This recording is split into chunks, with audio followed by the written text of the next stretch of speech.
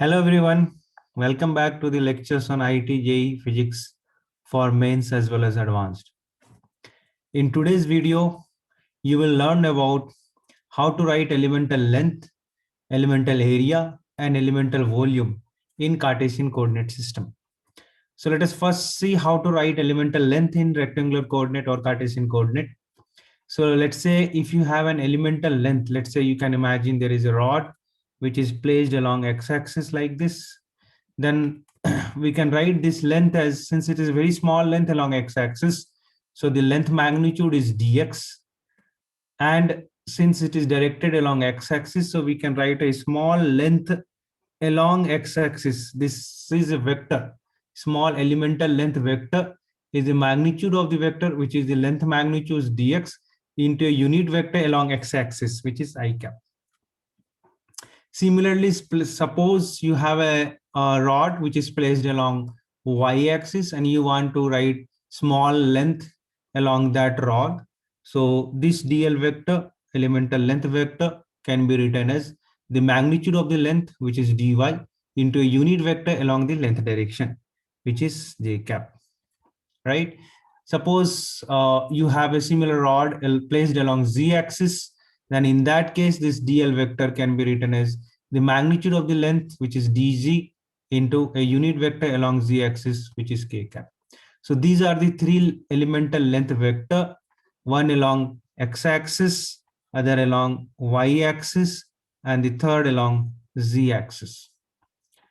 Now, it need not necessarily lie on x, y, and z axis respectively. It can be anywhere in space like this. So if there is any small length at an arbitrary location x, y, z coordinate, you go to any x, y, z arbitrary coordinate in space and imagine that there is a small length along parallel to the x-axis whose magnitude is dx, parallel to the y-axis, magnitude of the length is dy, and parallel to the z-axis, magnitude of the length is dz. And in that case also, we can write that this dl vector is dx into I cap. This dl vector, which is parallel to the y-axis, can be written as magnitude dy into j cap. And this dl vector, which is parallel to the g-axis, can be again written as dz into k cap. So any arbitrary length in space, how do you write? So let's say any arbitrary length in space like this, you want to write this dl vector.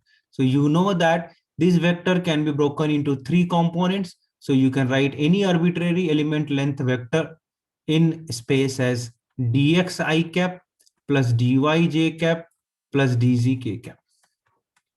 Is that clear? So any elemental vector in space can be written as dx I cap plus dy j cap plus dz k cap, because any vector is a combination of three vectors along three mutually perpendicular axes.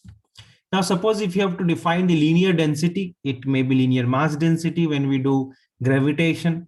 When we do electrostatics, it will be linear charge density. So suppose if a rod or if electric charge rod is placed along x-axis, then we define the linear density as dm by dl. And if it is placed along x-axis, then this lambda becomes dm by dl is dx. If the rod is placed along y-axis, then we define dm as dm by dy. Lambda is dm by dy. And if it is placed along z-axis, then lambda will be dm by dz. If there is a rod which is placed arbitrary anywhere in space like this, then we just write lambda as dm by dl, where the magnitude of the dl vector will be under root of dx square plus dy square plus dz square. So that is how we write the elemental length in space, in anywhere in space in general. Or if the length is placed along x-axis, then we write as dx I cap. If it is along y-axis, we write dy j cap. And if it is along z-axis, then we write dz into k cap. Now come to the elemental area. How do I write elemental area in Cartesian coordinate system? So you know there are three planes in xy axis. There are three planes. So basically, you have a xz plane, you have xy plane, and you have yz plane. So let's say how to write the elemental area when there is a small area in XY plane. So area is a vector and the small elemental area is a vector, and this vector is the magnitude of the area. Magnitude of the area is dx into dy, because this is a small rectangle and rectangle's area is length into width. So this is dx into dy, that is the magnitude of the area. And area vector is perpendicular to the given area. So perpendicular to xy plane, I have to write a unit vector. So the unit vector perpendicular to the xy plane is z axis, which is k cap. So you can write the area vector, elemental area vector along xy plane is dx into dy into k cap. Similarly, if you have to write elemental area vector in yz plane, then again this will be can be written as a magnitude of the area, which is dy into dz into a unit vector perpendicular to the area, and any unit vector perpendicular to yz plane will be along x-axis. So you can write the unit vector as I cap. Now, if you have to write elemental area along xz plane, then again the magnitude of the area in this case will be dx into dz, and we have to write a unit vector which is perpendicular to this area. So any unit vector perpendicular to xz plane will be along y-axis, and that unit vector will be j cap. So this you can write j cap. Is it clear? So there are three elemental area in xy plane, yz plane, and xz plane respectively. Now it need not to be only on the xy plane or yz plane and zx plane. It can be anywhere in space. So imagine that you go to any arbitrary location in space.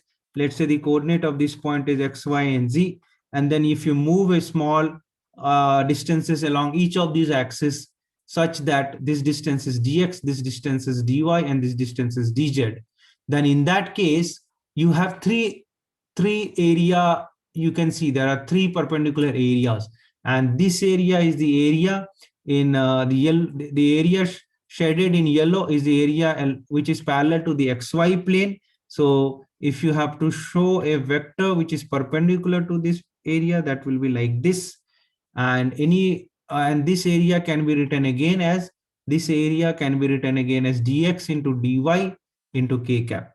This area can be written as ds vector is dx into dy into k cap.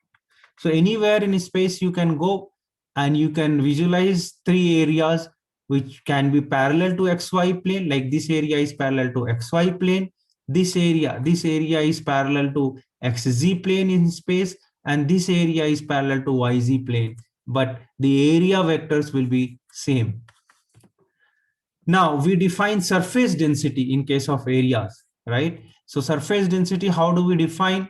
So surface density sigma, it can be surface mass density, it can be surface charge density. So surface density in general, if it is a mass, then it is dm by ds. Now if there is a, let's say imagine there is a sheet, rectangular sheet placed along xy plane, then this ds, this is not the vector ds, this is the magnitude of the ds vector. So if there is a sheet placed along the xy plane like this, then this dx will become dx into dy. If the sheet is placed along yz plane, then this ds will become dy into dz. And if the sheet is placed along zx plane, then this will become this sigma will become dm by dz into dx. Right? So if you can identify this small ds, then you can write the surface densities for each of the elemental areas. Now, how do we find out elemental volume in rectangular coordinate system? So you can go to any point in general, any arbitrary point whose coordinate is x, y, z, and then you can move small distances parallel to x-axis, parallel to y-axis, and parallel to g-axis like this, and you can construct a very small differential volume in space. And that volume dv, as you can see that this is a cube, rectangular cube, and cube's volume is the length into width into height. So in this case, it will become dx into dy into dz. And volume is a scalar quantity.